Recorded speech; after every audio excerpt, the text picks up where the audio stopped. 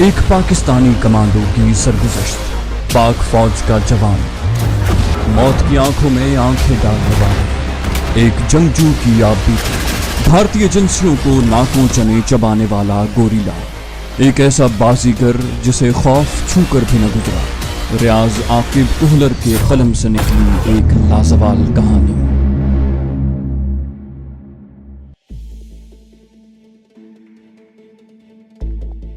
جب مجھے ہوش آیا تو مجھے اپنے سر پر بہت بوجھ محسوس ہوا۔ سر جھٹک کر میں نے دائیں بائیں دیکھا۔ امجد مجھے اپنی بائیں جانب زمین پر پڑا نظر آیا۔ ہم دونوں کی قمیضیں اتار لی گئی تھیں اور دونوں کے ہاتھ پشت کی طرف رسی سے باندھ دیے گئے تھے۔ اپنے علاوہ مجھے اس کمرے میں اور کوئی ذی روح تو کیا بے جان چیز بھی نظر نہ آئی۔ تھوڑی دیر بعد ہی امجد کے جسم میں بھی حرکت پیدا ہوئی اور اس نے آنکھیں کھول دیں۔ یہ کیا جانو صاحب؟ میں اطمینان سے بولا، وہی جو تم دیکھ رہے ہو۔ وہ طنزیہ انداز میں بولا، یہی ان کی مہمان نوازی ہے جن کے تم گن گا رہے تھے۔ میں نے کہا، پانچوں انگلیاں برابر نہیں ہوتی ماجے۔ ہر قوم میں چودھری اکبر جیسے گھٹیا افراد موجود ہوتے ہیں اور ضروری نہیں کہ ہر شخص اپنے علاقے کی روایات کا پاس رکھے۔ ویسے بھی کسی علاقے کے رواج کو ہم وہاں کے لوگوں کی اکثریت کے مزاج سے پہچانتے ہیں۔ اگر انفرادی طور پر کوئی بدخصلت ہو تو اس کی بری عادات کو ہم پورے علاقے پر یا پوری قوم پر منطبق نہیں کر سکتے۔ وہ بولا، اب فلسفے سے مجھے قائل کرنے کی کوشش نہ کرو بقرات صاحب۔ میں کوہنیاں ٹیک کر اٹھتے ہوئے بولا، اچھا چھوڑو اس بحث کو اور میری رسی کھولنے کی کوشش کرو۔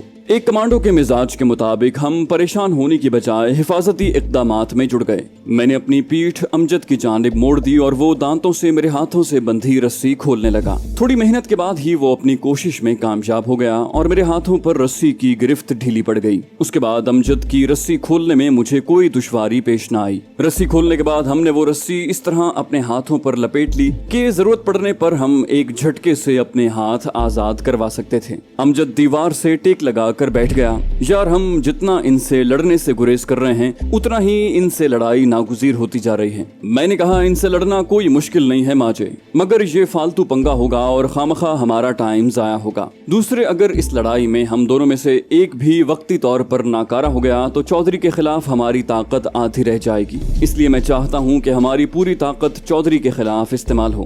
یہ تصویر کا ایک رخ ہے اور دوسرے رخ کے مطابق ہم دونوں ملک جانان خان کے آدمیوں سے لڑتے ہوئے یہاں سے عدم آباد بھی روانہ ہو سکتے ہیں۔ گولی یہ نہیں دیکھتی کہ سامنے کمانڈو ہے یا کوئی عام بندہ، اور اس علاقے کے لوگ زبانی کلامی جمع خرچ کی بجائے بندوق کی زبان میں گفتگو کرتے ہیں۔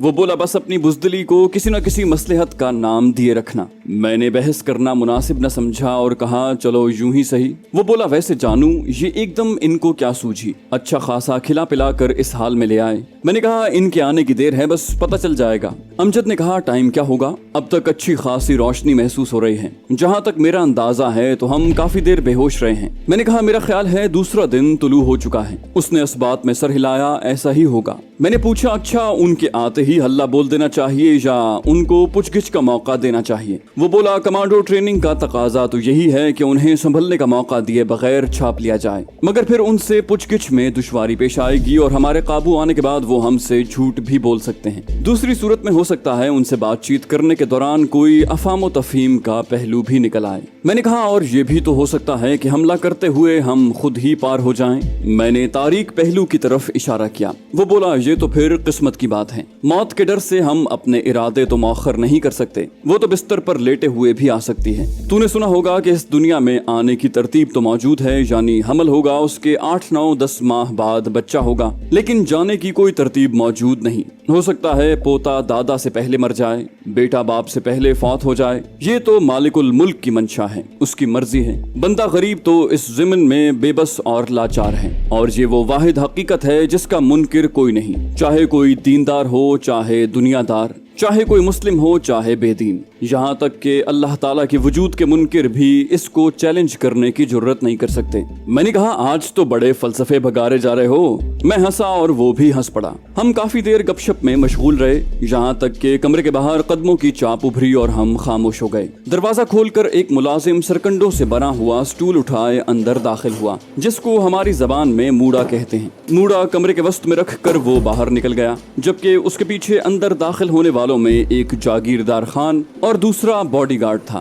دونوں دروازے کے دائیں بائیں کھڑے ہو گئے۔ चंद लम्हों बाद जानान खान अंदर दाखिल हुआ और आकर मूड़े पर बैठ गया। बोला, हाँ भाई जवानों, क्या हाल है? उसका लहजा इस्तेहज़ाई था। दोनों बॉडीगार्ड उसके दाएं बाएं आकर खड़े हो गए थे। जवाबन हम दोनों खामोश ही रहे। वो बोला, आप लोग खफा खफा से लग रहे हो। मैंने शिकवा किया, मलिक साहब, आपके यहाँ मेहमानों के साथ यही सुलूक किया जाता है। उसने इनकार में सर हिलाया, नहीं, इस बात पे मुझे खिफ़त भी हो रही है, मगर क्या किया जाए कि मेहमानों की शक्ल में हमारी जान के दुश्मन करीब आने की कोशिश करते हैं, तो फिर ऐसा करना हमारी मजबूरी बन जाती है। मैं हैरानी से बोला, मैं समझा नहीं, आपकी जान के दुश्मन हम कैसे हो गए? वो बोला, बचगाना बातें मत करो अब्दुल्ला खान, या जो भी नाम है तुम्हारा क्या ख्याल है कि जानान खान सोया हुआ है? हैबत खान और बासमत खान के कत्ल के बाद हमने जो तफ्तीश की, उसके मुताबिक उन दोनों को कत्ल करने वाले दो लंबे तड़ंगे नौजवान हैं, जिनकी उम्र 24 से 28 साल के दरमियान है। गंदुमी रंगत, स्याह आंखें, एक के बाल हल्के भूरे जबकि दूसरे के स्याह। एक पश्तो बोल सकता है और दूसरा पश्तो नहीं जानता, वगैरह वगैरह। एक लम्हे के लिए रुककर उसकी बात जारी रही। तुम शायद सोच रहे होगे कि मैं ये अपनी तरफ से घड़ रहा हूँ। अगर ऐसा है तो ये तुम्हारी बहुत बड़ी गलत फहमी है। तुम्हारा हुलिया हमें उस क्वार्टर बुकिंग करने वाले से पता चला था जो बाद में कत्ल हो गया था। उसके साथ जो बंदा तुम्हें क्वार्टर तक छोड़ने गया था, उसने भी इसकी तायद की थी। सबसे बढ़कर वादी बहराम शाह के अब्दुल्ला खान से हमने हेरा फेरी से तुम्हारा हुलिया उगलवा लिया था, जिसके यहाँ तुम लोगों ने रात गुजारी थी। अब तुम सोचोगे कि हम अब्दुल्ला खान तक कैसे पहुंचे, तो ये भी बता देता हूँ कि मीरान शाह से डाबेर आते हुए इत्तेफाकन अब्दुल्ला खान का घर ही रास्ते में पड़ता है और वो हद दर्जे का मेहमान नवाज है। ये बात ही मुमकिन नहीं कि कोई उस जानिब से जंगल खेल की तरफ आए और अब्दुल्ला खान की मेहमान नवाजी से मुस्तफीद न हो सके। बहरहाल इस सब के बावजूद मैं तुम्हें न तो बासमत खान और हैबत खान का कातिल गर्दानता हूँ और न ही इस ज़िमन में कोई सजा देने का इरादा रखता हूँ, क्योंकि नादानिस्तगी में सही तुम्हारी वजह से मुझे डाबेर की सरदारी मिली है और इसी वजह से तुम्हारे बारे में तमाम मालूमात हासिल हो जाने के बावजूद मैंने तुम्हें तलाश करने या करवाने की बिल्कुल कोशिश नहीं की। ये मालूमात भी मुझे हैबत खान और बासमत खान के मरने के 2-3 दिन बाद मिल गई थी। रही बात बासमत खान की बीवी की, तो मेरा ख्याल था शायद उसी के चक्कर में तुम लोगों ने बासमत खान और हैबत खान का काम तमाम किया था। मगर अब जबकि तुम इस वाक़े के 1.5-2 महीने बाद ही मेरे पास आ पहुंचे हो, और वो भी बोगस किस्म के स्मगलर बनकर, बेवकूफ तुम लोग हाजी बहादुर और तूफान खान का नाम ले रहे हो, जिनसे हम खुद माल मतलब चरस और अफ्यून वगैरह मंगवाते हैं, क्योंकि हाजी बहादुर इस इलाके का सबसे बड़ा चरस और अफ्यून सप्लायर है। बहरहाल अब तुम्हारी बेहतरी इसी में है कि तुम चुपचाप बगैर अपनी हड्डियां तोड़वाए ये बता दो कि तुम दोनों किसके लिए काम करते हो और मुझे कत्ल करने में तुम्हारा कौन सा मफाद पोशीदा है। मैं कोशिश करूंगा कि तुम्हें कम से कम सजा दी जाए। ये भी हो सकता है कि तुम मुझे असल हकायक से आगाह कर दो। बासमत खान हैबत खान को कत्ल करने और मुझे कत्ल करने का इरादा करने की वजूहात से पर्दा उठा दो तो शायद मैं तुम्हारी जान बख्शी कर दूं, वरना तो मेरे आदमी बासमत खान और हैबत खान के कातिलों के खून के प्यासे हो रहे हैं। अगर उन्हें पता चल जाए कि मैं उनके सरदार के कातिलों से मज़ाकरात कर रहा हूँ तो शायद वो मुझे भी माफ न करें। अलबत्ता जागीरदार खान और साहिब गुल की बात और है। उसने अपने बॉडीगार्ड्स की तरफ इशारा किया। ये मेरे बॉडीगार्ड नहीं बल्कि भाइयों की तरह हैं। खैर ये एक ज़िमनी बात थी। अब तुम बगैर कोई बात छुपाए सब कुछ बयान कर दो। मैंने कहा, हमारे पास आपको बताने के लिए कोई ऐसी कहानी नहीं है जिससे हम आपके नाम निहाद अंदेशों की तस्दीक कर सकें। उसने एक गहरी सांस ली। इसका मतलब है मेरी सारी बकवास रायगां गई। तुम लोग लातों के भूत हो, बातों से नहीं मानोगे। बहरहाल तुम्हारी मर्जी। वो जागीरदार की तरफ मुतवज्जे हुआ। इसे तफ्तीश के दूसरे तरीके से आगाह करो। जी खान जी कहकर उसने क्लैशनकोफ अपने साथी साहिब गुल को पकड़ाई और मेरी तरफ खतरनाक इरादे से बढ़ा। उसके बढ़ने का अंदाज इस बात का मजर था कि उसे मेरी जानिब से कोई खतरा नहीं, क्योंकि एक तो मैं बंधा हुआ था, दूसरे वो मुझसे नावाकिफ था। जानान खान की बात खत्म होते ही मैंने अपने हाथ रस्सी से आजाद करवा लिए थे। अमजद भी लाजमी तौर पर मेरे अंदाज को देखते हुए एक्शन के लिए तैयार हो गया था। जानान खान दिलचस्प नजरों से मुझे घूर रहा था कि सबसे पहले मुझे ही फेंटी लगनी थी, उसके बाद कहीं अमजद का नंबर आता। करीब आकर जैसे ही जागीरदार जारहाना अंदाज में झुका, उसका हाथ मेरे गिरबान की जानिब बढ़ा। मैं एकदम ऊपर को उछला। मेरे सर की भरपूर टक्कर उसकी ठोड़ी पर लगी और वो लड़खड़ाते हुए एक कदम पीछे हटा, और इससे पहले कि वो संभलता मैंने बिजली की सी तेजी से उसके दाएं हाथ को पकड़कर झटके से घुमाया और उसके साथ ही साहिब गुल की तरफ धकेल दिया। इसमें ताकत के साथ टेक्निक का गहरा अमल दखल था कि पहले मैंने उसके कदमों को अनबैलेंस किया और फिर एक चक्कर देकर उसकी सोचों को वक्ती तौर पर दरहम बरहम करते हुए उसे उसके साथी पर फेंक दिया। इसकी बजाय उसे यरगमाल बना लेना मेरे लिए ज्यादा आसान था, मगर उसमें ये कबाहत थी कि उसका कमांडर बचकर निकल जाता और हम एक मर्तबा फिर फंस जाते, और दोबारा उनके काबू में आने का मतलब सरीहन मौत थी। उसे धकेलने के बाद मैं रुका नहीं था, बल्कि उसी तसलसल में मैं मूड़े पर बैठे हक्का बक्का जानान खान पर जा पड़ा और अगले ही लम्हे पुश्त के जानिब उसका दायां बाजू मरोड़कर अपना बायां हाथ उसके गले में हमायल कर चुका था। दूसरी जानिब अमजद भी हरकत में आ चुका था। जागीरदार साहिब गुल से टकराया और दोनों नीचे गिर गए। इससे पहले कि वो संभलते, अमजद उनकी क्लैशनकोफों पर कब्जा कर चुका था। एक क्लैशनकोफ स्लिंग अप करके दूसरी फायरिंग पोजीशन में पकड़ते हुए वो उल्टे कदमों दरवाजे की तरफ बढ़ा और अंदर से कुंडी चढ़ा दी। उसकी जगह अगर मैं होता तो मेरा रद्द अमल भी यही होता,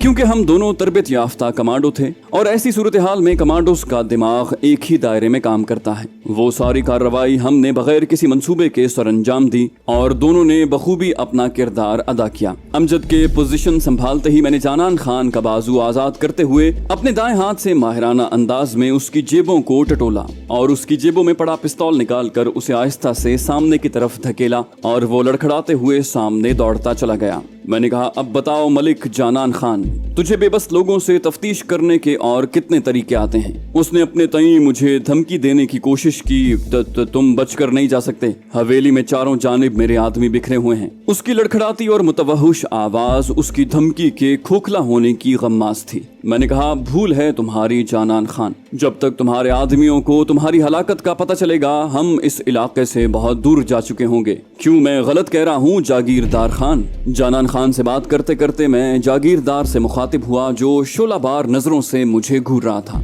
मगर मेरी बात का उन दोनों ने कोई जवाब नहीं दिया। मैं उनकी खामोशी देखते हुए अमजद से मुस्तफसिर हुआ, माजे क्या ख्याल है, इन्हें गोलियों से मारें या कोई और तरीका इख्तियार करें? वो इत्मीनान से बोला, नहीं भाई, मैं तो बिल्कुल बेगुनाहों का खून बहाने के हक में नहीं हूँ। मैं जानान खान से मुखातिब हुआ, सही कहा मलिक साहब, बैठे मैं आपको असल बात बता दूं। मगर इस बार भी जानान खान खामोशी से अपने होंठों पर जबान फेर कर रह गया। शायद उसे बचने के इम्कानात सिफर से भी कम दिखाई दे रहे थे। मैंने कहा, बहरहाल मलिक साहब, आप परेशान ना हो, हम न पहले आपके दुश्मन थे और ना ही अब हैं। ये इकदाम हमें इसलिए उठाना पड़ा था कि आपको एहसास दिलाएं कि अगर हम आपको कत्ल करने के इरादे से आए होते तो कब का ऐसा कर चुके होते। और माजे, इन्हें गन्ने वापस कर दो। उससे बात करते करते मैं अमजद से बोला और उसने सर हिलाते हुए दोनों क्लैशनकोफें जागीरदार और साहिब गुल के करीब जाकर उनकी तरफ बढ़ा दी। मैंने भी अपने हाथ में मौजूद पिस्तौल जानान खान की तरफ बढ़ा दिया, जो उसने मैकेनिकी अंदाज में ले लिया। जागीरदार और साहिब गुल के चेहरों पर भी हद दर्जे हैरत छा गई।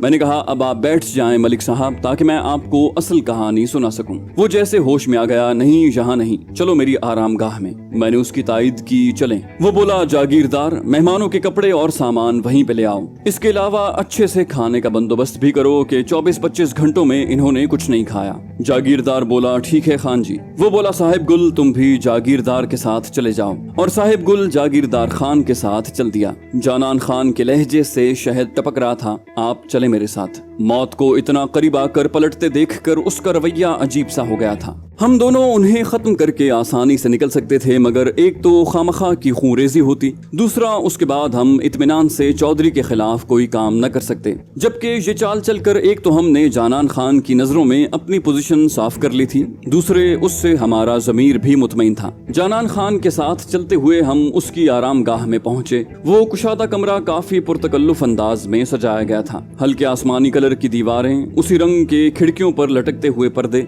खूबसूरत सोफा सेट, फर्श पर बिछा हुआ नर्म ईरानी कालीन, दीवारों से लटकती हुई खूबसूरत तस्वीर। वो कमरा वाकई एक मलिक के शायान शान था। जानान खान बोला, आप लोग पहले नहा धोकर ताज़ा दम हो जाएं, खाना खाएं, उसके बाद इत्मीनान से बैठकर बातचीत करेंगे। और मैंने सर हिलाते हुए उससे इत्तेफाक किया। पुरतकल्लुफ खाने से फारिग होकर हम खुशबूदार कहवे की चुस्कियां लेते हुए जानान खान को अपनी कहानी सुना रहे थे। जागीरदार और साहिब गुल भी वहां मौजूद थे। मैंने कहा, बासमत खान और हैबत खान अपनी गलती से मारे गए। पहल हमारी तरफ से नहीं हुई थी। हमारा आपके पास आने का मकसद फकत चौधरी अकबर का पता मालूम करना था। बाकी चरस खरीदने की कहानी बिलाशुबा झूठ थी, मगर ये बात बिलाशुबा सही है कि हमारे तूफान खान से ताल्लुकात हैं। अगर आपको हमारी बात में किसी किस्म का शुबा हो तो आप बेशक अपना कोई बंदा तूफान खान के पास तस्दीक के लिए भेज दें। उसे चौधरी के साथ हमारी दुश्मनी और हमारा चौधरी की तलाश में जंगल खेल की तरफ आने के बारे में सब कुछ मालूम है। वो बोला, मुझे आपकी बात में बिल्कुल भी शक नहीं है। बाकी चौधरी अकबर ने जो जुल्म किया है उस पर जितना अफसोस किया जाए कम है। अब अगर मेरे लायक कोई काम हो तो हुक्म करो, मैं अपने बंदों के साथ मिलकर चौधरी के खिलाफ जंग में तुम्हारी मदद कर सकता हूँ। जानान खान ने पुरखुलूस ऑफर की। मैंने कहा, मेहरबानी मलिक साहब, अगर आपकी मदद की जरूरत पड़ी तो हम जरूर आपको जहमत देंगे। अब आप सिर्फ इतनी मेहरबानी करें कि हमें चौधरी के घर का एड्रेस समझा दें। वो बोला, मैं जागीरदार खान को आपके हमरा भेज देता हूँ, ये आपको उसका मकान दिखाकर वापस आ जाएगा। मैंने मुतमईन होकर सर हिलाया, ठीक है,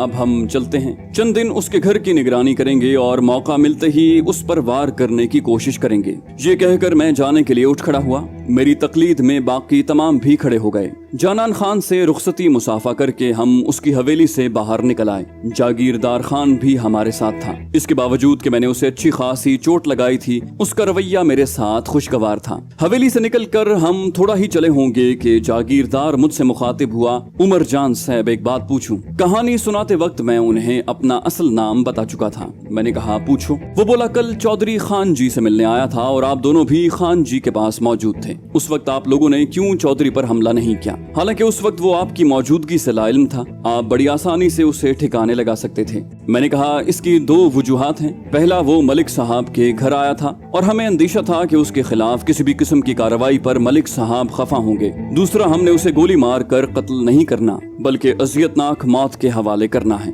उसने कहा, इसका मतलब है आप उसे जिंदा पकड़ने की कोशिश करेंगे। मैंने कहा, इरादा तो यही है। वो बोला, मेरी दुआएं आपके साथ हैं, अगर मेरी किसी भी किस्म की मदद चाहिए तो जरूर हुक्म करना। मैंने कहा, शुक्रिया जागीरदार भाई, आपकी दुआओं से ज्यादा हमें किसी चीज की जरूरत नहीं है। इन्हीं बातों के दौरान हम एक जेर जमीन इमारत के करीब से गुजरे। जागीरदार ने हमें बताया, ये चौधरी अकबर की हवेली है, लेकिन इसकी तामीर अभी तक मुकम्मल नहीं हुई, इसलिए वो मलिक अमजद खान के मकान में रिहाइश पजीर है। मैंने पूछा, मलिक अमजद खान खुद भी उसी मकान में रहता है? वो बोला, नहीं, मलिक अमजद की अपनी हवेली डाबेर के अंदर ही वाक़ है। ये मकान तो उसने बहुत पहले पहाड़ी ढलवान पर बनाया था। उस वक्त डाबेर की आबादी बहुत कम थी। बाद में जब ये शहर फैला तो उसने भी शहर के वस्त में जगह लेकर अपनी हवेली बनाई और अपने खानदान समेत उसमें मुंतकिल हो गया। अलबत्ता वो मकान भी जूं का तूं मौजूद रहा और वक्तन फवक्तन अमजद खान उसे मुख्तलिफ सरगर्मियों में इस्तेमाल करता रहा। आजकल इस मकान में चौधरी अकबर डेरा डाले हुए हैं। इन्हीं बातों के दौरान हम डाबेर के मज़ाफात में निकल आए थे।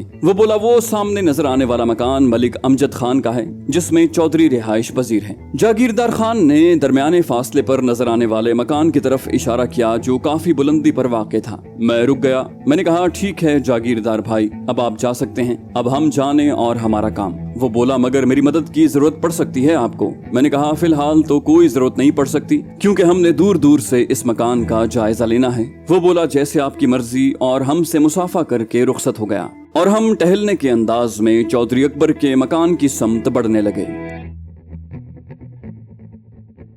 जाने से पहले बस इस वीडियो को लाइक कर दीजिए। इंशाल्लाह आपसे अगली किस्त में मुलाकात होगी। तब तक के लिए अल्लाह हाफिज।